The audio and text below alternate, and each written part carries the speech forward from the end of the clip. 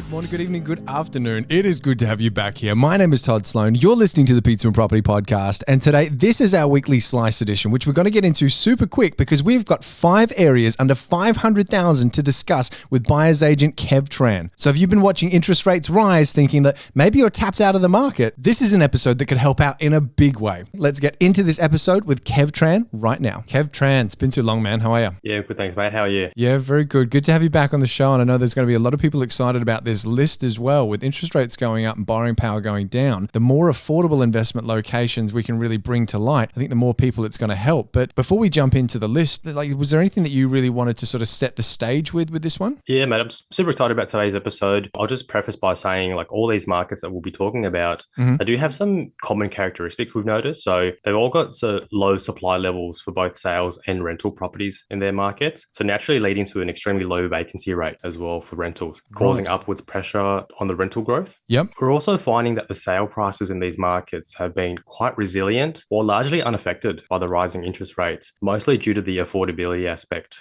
and also higher rental returns for the investors as well. Okay, so we're not just picking 5 cheap areas. These are still 5 areas that happen to be cheap and affordable. Actually, I would use the word affordable rather than cheap, but that they're still looking like they're actually solid locations. Yeah, absolutely. They've got the fundamentals, and what I'll do is I'll touch on some key infrastructure for them, as well as where they sit in where we consider the market cycle or category. Yep. Then, of course, we'll talk about the median price, which is what everyone wants to know as of the end of September 2022. Awesome, man. Well, look, because it's a slice, why don't we jump straight into the list? Awesome, man. So the first one we've got is Townsville in Queensland. This one, home of the North Queensland Cowboys, for any NRL fans out there. Yeah. In terms of key infrastructure, there's currently over $11 billion underway or in the pipeline with many projects in the clean energy sector. In the clean energy. Okay, cool. Something to note about this area, though, is the sale price did drop a little bit between 2013 to 2019, mainly due to a lack of diversity and activity in the economy. However, we are seeing a recovery and strong economic indicators, including that large infrastructure spend. Interesting. In terms of where it's sitting in its growth cycle, we're calling this an early adopter market. So there is strong upside potential for investors. Median price point we're looking at,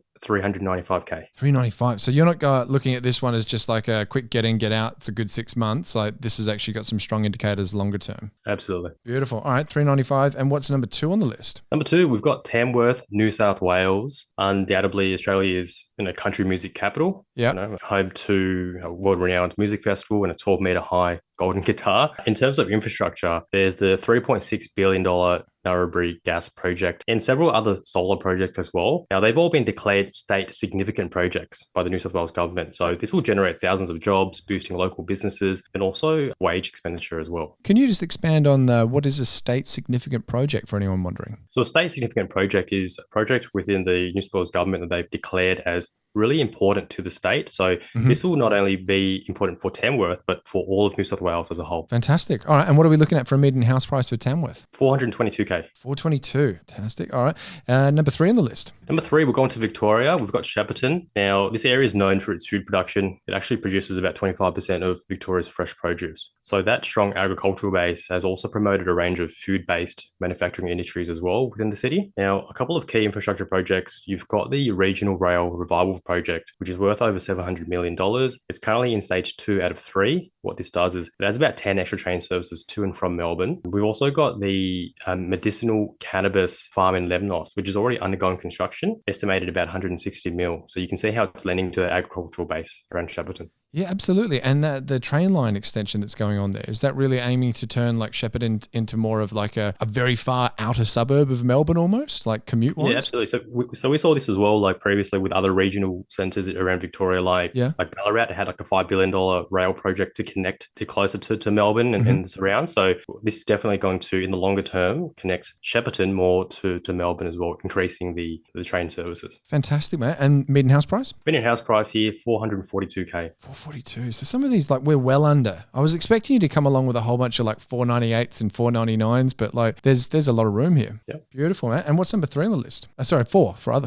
If I can get my numbers right, what's number 4 on the list? Number 4, we're going back to Queensland. We're in Bundaberg for this one. Internationally known for, of course, for its ginger beer and rum, but also one of Australia's largest producers of sweet potato, sugarcane, and macadamia nuts. Now, a couple of key infrastructure projects happening here. You've got the $1.2 billion Bundaberg Hospital redevelopment. You've got the $2.3 billion Torban Lea train manufacturing facility. Now, that's also been confirmed by the Queensland state government with an announcement on the selected applicant as well. So that's going ahead. Fantastic. Anything else happening in Bundaberg that really makes you put the spotlight on it? Bundaberg as well, it's an area that for us, it's where in terms of market cycle, would say that it's had relatively flat growth up until 2020. Yep.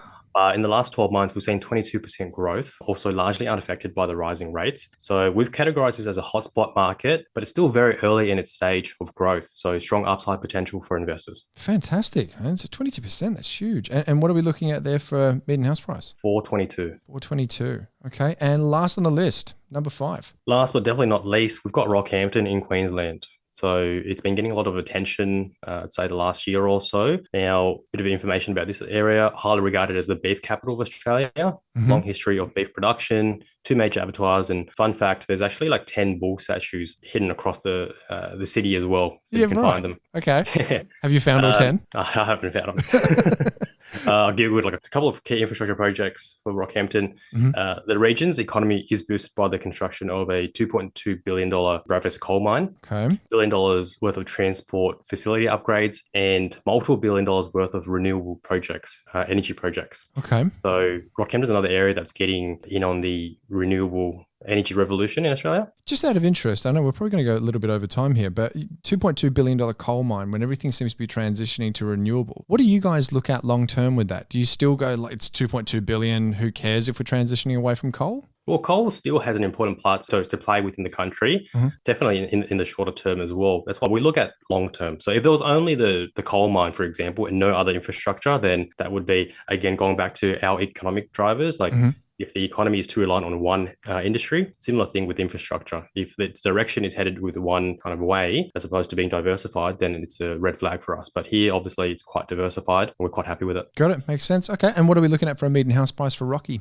So median house price, $375K. And important to note here is we've categorized it as an early adopter market. So historically, its growth cycle probably hasn't outperformed, which just means that it's probably due for some growth in the future. So again, strong upside potential for investors. Fantastic. And Kev, just before we wrap everything up on this episode, mate, is there any other final words of wisdom? I think, honestly, the affordability factor, which you touched on at the beginning of the call, I think it plays a large role in this, because what we're finding as well in our analysis previously, we talked about affordability, is with rising rates, homeowners in the local area aren't phased, but also investors are drawn to the higher rental yield as well. Got it, mate. Kev Tran from InvestorKit, thank you so much for sharing this list, mate. I'm sure you've just made a lot of people smile. I'm sure we'll talk to you again soon as well. Thanks, Todd. See you, mate. Personally, the thing I like about this list is the fact that this isn't just like 1 or 2 properties that's like well under. I was kind of thinking it was just going to give me a whole bunch of properties that were like 492 median house price, 498 median house price. Like, look at Rocky. It's 375K is the median house price. Or Tamworth, as if that golden guitar wasn't enough to attract you there. 422 is a median house price. Like, I love the fact that